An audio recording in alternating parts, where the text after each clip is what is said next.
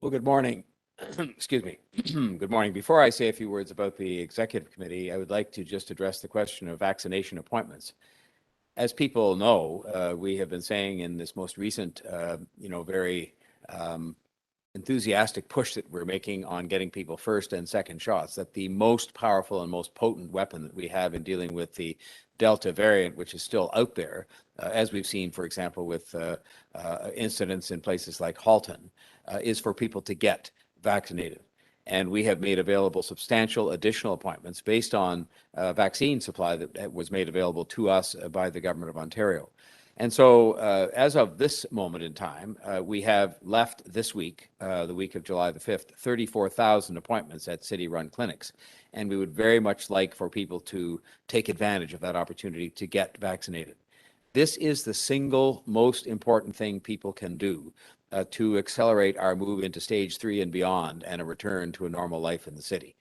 The best defense that we're going to have against a resurgence of this virus, which could cause us to go backwards in terms of reopening and in terms of returning to a normal life, is the vaccinations.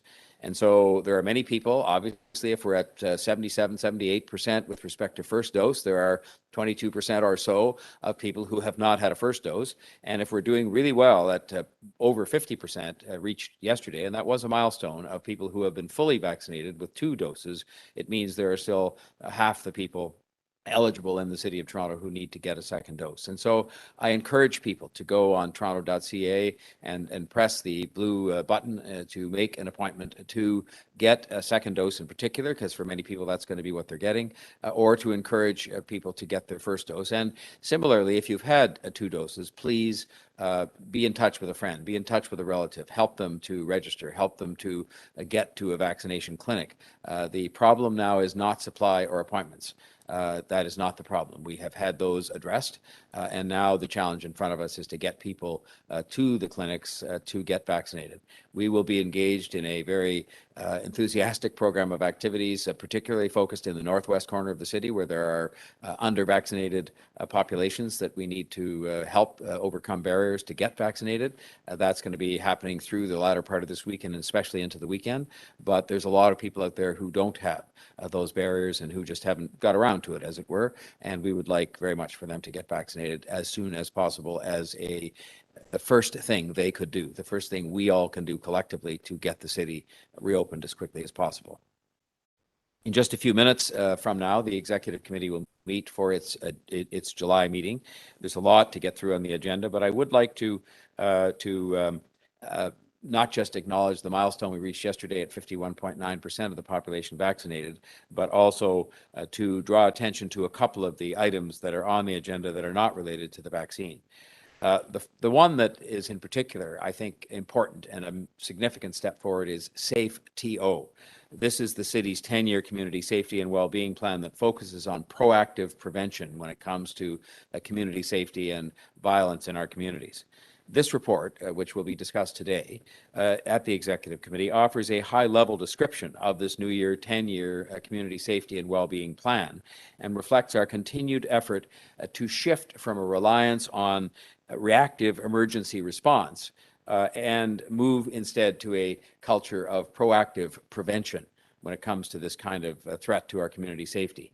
SafeTO will ensure that we're working collaboratively across sectors, community, and governments all together. And I think that some of that work, when we've begun it now, as has been advocated by a number of people for some time, it has proven to actually bear fruit for us. It will make sure that we have a safe Toronto that promotes and celebrates the well-being and resilience of all residents. And it drives 26 priority actions across 7 strategic goals: investing in people, investing in neighborhoods, driving collaboration and accountability, reducing vulnerability, reducing violence, advancing truth and reconciliation, and promoting healing and justice. The plan was created with contributions from over 2,500 stakeholders, including community residents, the Toronto Police Service itself, our community partners, and city divisions, agencies, and corporations. The collaborative effort recognizes that safety doesn't just lie with the city or lie with the police service or with community groups all on their own. It is something that we need to invest in and work on together, with significantly increased collaboration and cooperation and significantly reduced silos. SafeTO lays out a framework that reinforces community safety as a true partnership across sectors. It's no one person or organization's responsibilities, and that includes community services, healthcare, education, and policing, but none of those on their own. The report makes it clear that in order for us to make this shift and move ahead, a true partnership will be required, and that involves people actually sitting down, as we've now been experiencing, together and working through things together. We all want a safer Toronto, and the report that's going to the Executive Committee today outlines how we'll get there and the importance of having a program in place that more effectively addresses community safety and gun and gang violence in our city. I'm also very encouraged by the fact that the city, in partnership with the Toronto Police Service, Toronto Community Housing, Toronto Public Health, TTC, and school boards, and that shows you an idea of the magnitude of the partnership we've put together already, has already started to apply this multi-sector partnership model through short-term community safety pilots put in place in several neighborhoods across the city for this summer. These partner agencies formed collaborative executive leadership tables involving all of these parties sitting together, addressing community safety issues. And this is an initiative which had from the beginning and continues to have my full support, and which I believe is making a difference as we speak in neighborhoods across the city. The partners work together to develop a pilot to better integrate community safety efforts across organizations to help reduce gun violence throughout the summer of 2021.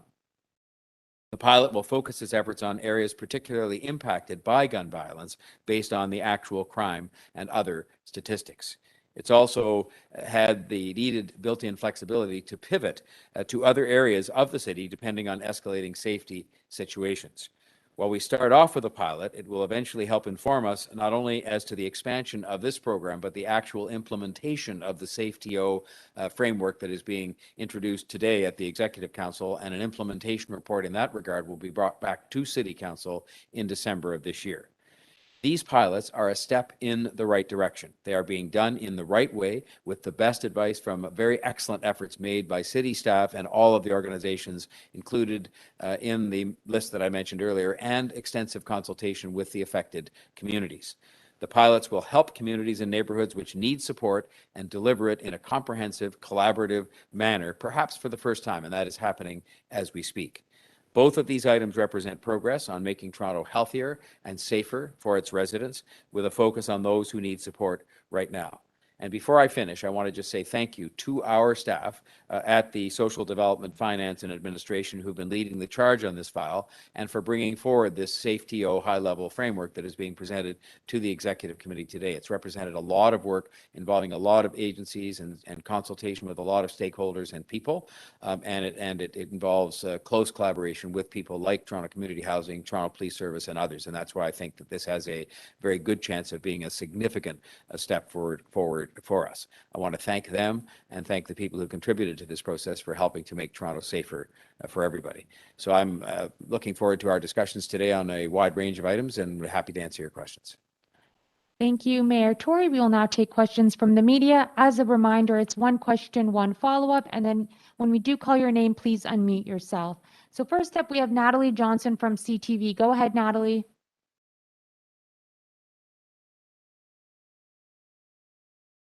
Good morning, sir. I just wanted to get where you stand on the potential of raising the MLTT on high-value homes, whether that's a revenue tool you'd be interested in implementing.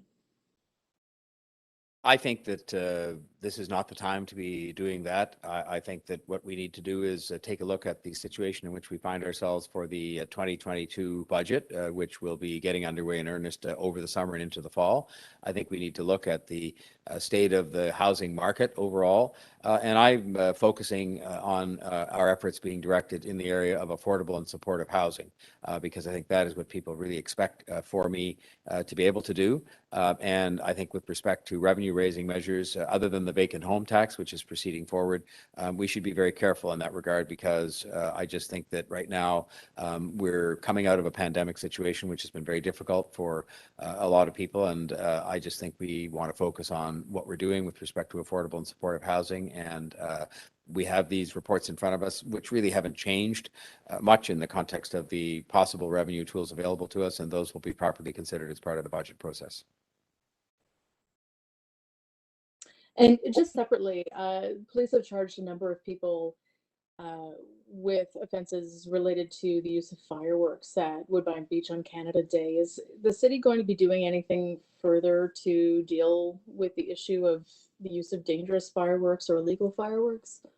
It's under active discussion because you just cannot have a situation continuing where people are firing fireworks at each other, at police officers, at police horses. Doesn't really matter who they're firing them at. It's just antisocial, irresponsible behavior. We saw a professional hockey player killed in an accident involving, in the last couple of days, a firework being shot. In that case, I think inadvertently, I think it fell over, but it shows you that it literally can be life-threatening. The fire chief, you've heard him speak about the fact that these fireballs coming out of fireworks are at thousands of degrees centigrade, which can cause people to be killed or badly injured. And so we just can't continue with this kind of behavior. There are rules in place in particular about the use of fireworks on Canada Day and Victoria Day only, and not on beaches and public parks, for a reason. And most of that has to do with not trying to be a killjoy, but trying to make sure people are kept safe.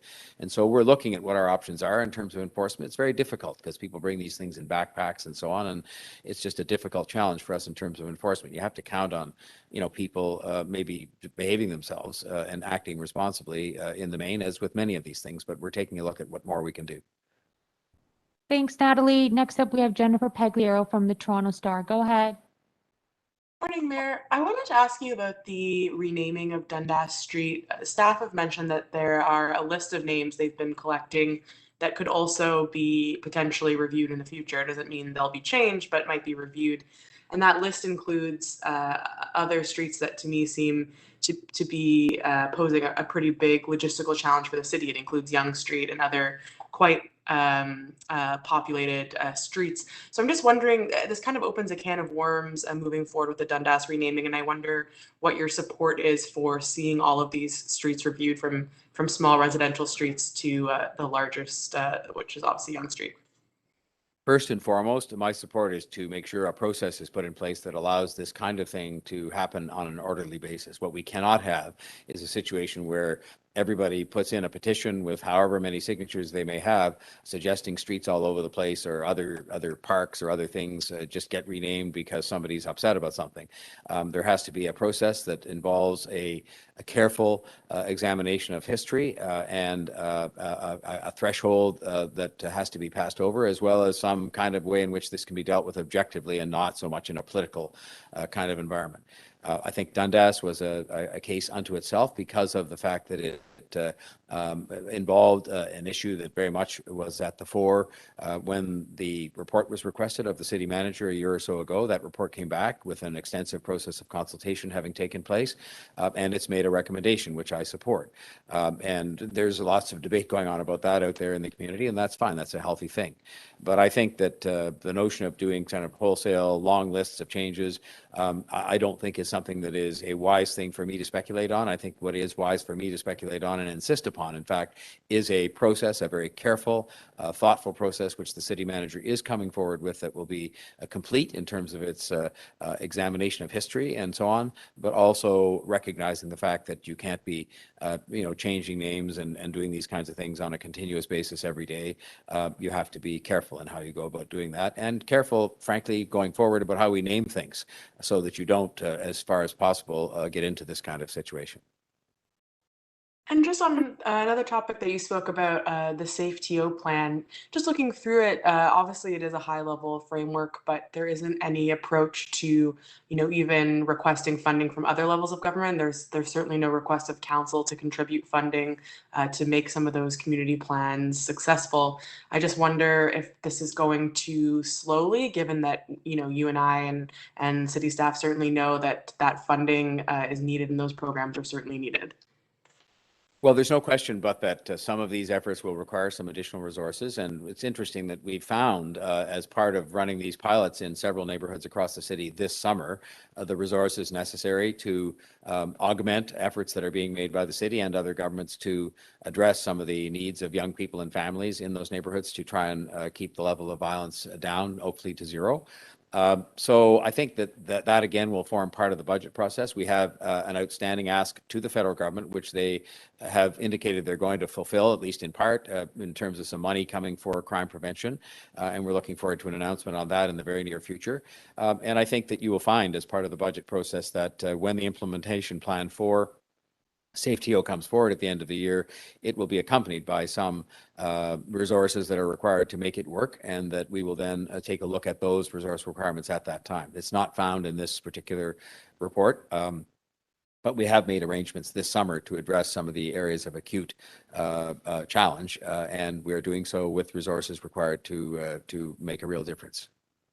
Thanks, Jennifer. Next up, we have Courtney from CB24. Go ahead. Good morning, Mayor. I just wanted to ask about the GTHA meeting from yesterday and the call for more clarity on step 3. What do we know about the impact that this might have on organizations or businesses if they're going to have to wait another week or two to know what the capacity limits would be? I mean, I'm thinking ahead to TIFF and how they're going to plan for a festival like that, not knowing how many people they can welcome back. TIFF has been under active discussion for several weeks with the government of Ontario. We've been involved in those discussions, as has TIFF, obviously. And the federal government gets involved as well, because depending on how big a scale you have for the TIFF of this year, it involves people coming in from out of the country, filmmakers, directors, artists, and others, actors. So TIFF is almost in a category by itself, but there's a lot of other venues, a lot of other artists, a lot of other attractions, theaters, and so on, that really do need to know now what will the guidelines be. Because if you're going to mount a theater production, you need to know how many tickets you can sell for all the nights you would run that production. So that relates to how many people you can have in the theater at a time, given the health requirements. The same is true of a music venue. You're not going to book an artist to come for a concert if you don't know how many tickets you can sell, because it may not be a viable proposition to have that concert. Bottom line, these venues need to be open, in stage 3. The artists, whether it be actors or musicians or others, need to be working again, because they've been without work for a long time. And that requires clarity on the part of the Government of Ontario with respect to what regulations will be in place in stage 3 and beyond in terms of capacity requirements. I know they're working on it. I'm optimistic they're going to have something more to say about it this week. And the GTHA mayors were just saying, please do it as soon as possible, because it is an urgent matter that involves planning ahead of stage 3 for these venues, which will be allowed to be open in stage 3. My next question, sir, just on the milestone that we've hit with 50% of Torontonians fully vaccinated now. This is pretty significant. Do you think the province should consider step 3 a little bit sooner, or even regionally at this point? I had a discussion with the Premier about this yesterday, and we talk about this every day, because obviously we would all like to see the city move to reopening as quickly as is safe and is consistent with the medical numbers, if I can call them that. And so the Medical Officer of Health for Ontario has said that he's looking at those numbers all the time. Obviously, as Toronto's numbers move forward in the way that they have, and I commend people so much for being a part of our vaccination program and getting us over half fully vaccinated, which is, I think, a great leadership position for us to be in. But obviously, what I would say, and what the GTHA mayors said yesterday, is if the numbers make it possible to consider altering the timetable, then so be it. But again, I think what we have to rely on here is making sure we do this safely, and that at all costs we don't put ourselves in a position where we could slide backwards and have some kind of a repeat of the closing that we've just come out of because of the Delta variant. So I'm sure that everybody's engaged. I know they are, because I'm engaged in these discussions myself. Our Medical Officer of Health, the provincial one, the Premier, myself, and many businesses, to try and sort of do whatever we can to get open safely as soon as circumstances permit. Thanks, Courtney. And then last question is Momin Qureshi from 680. Go ahead, Momin. Yes, good morning. Thank you for taking my question. So if I could just ask you about the renaming of Dundas again. How much of this, with the renaming has to do with the fact that, we're re-examining our history and the way it was taught to us and trying to take a more honest look at it? And what kind of role does the city have to play in that, in terms of taking kind of a retroactive, honest look at the way our city's history was and the way it's being taught to people? Well, I think the teaching of history is a separate subject that falls to the Ministry of Education. And I think that we found, and I have personal experience with this, and I think even people younger than me know that when it came to our Indigenous communities, or even to issues, such as the history of slavery here, a lot of that was not taught. It wasn't as if it was taught falsely. It just wasn't taught at all, which is almost as bad in the context of having people not understand what went on here, and things that we have to remember have left an intergenerational impact and that were a part of our history that we, can't be proud of. I think for today, meaning today in the 21st century, the role of the city is to be a leader. And that is why Dundas Street is important, because it is making a statement that follows along with our absolute commitment, my absolute commitment as mayor, the commitment of the city council to being not just the most diverse city in the world, but even more importantly, the most inclusive city in the world. And that requires, in some cases, addressing things that are a part of history and saying, we're going to begin a new chapter. We're going to, turn the page on some things that were not things we can be proud of. And some of these things are symbolic steps, but they're important symbolic steps so that people know that we are in this for real, and that we're going to create the kind of city that I think people think of Toronto as, people both who live here and people from around the world. I think we have to step up. It's time as a city and say, we're going to live up to our own ideals. We're going to live up to our reputation. We're going to live up to our Canadian values, and we're going to do some things that are necessary to show people that we get it and that we have studied what happened in history and that we're not proud of it. In fact, in some cases, these were shameful chapters in our own history, but that we're going to do better in the 21st century and continue to be a model for the world, much as we're not perfect. And so that's what today is about, and that's what having a process in place going forward is about, to make sure that we can at least examine these things in a careful and objective way without having necessarily wholesale changes just because somebody mentions it. And can I just ask you about the Blue Jays? They're trying to come home for the end of this month. They're waiting to hear from the federal government. And I just wanted to know if the city will be providing any support for the team in that process. Meaning, will you help them when they're having their conversations with the federal government? Will you yourself be doing any part of that process? I've had conversations with the federal officials about this. The city has submitted formally through Toronto Public Health a letter of support indicating that the protocol put forward by the Toronto Blue Jays and similarly the Toronto FC, the TFC, have been involved in the same kinds of discussions. The reason it's now at the federal government level is because obviously in both of those cases, the leagues in question consist mainly of teams from outside of the country. And so it is necessary to have some arrangements in place that involve the border and having those teams come and go, subject to very strict protocols.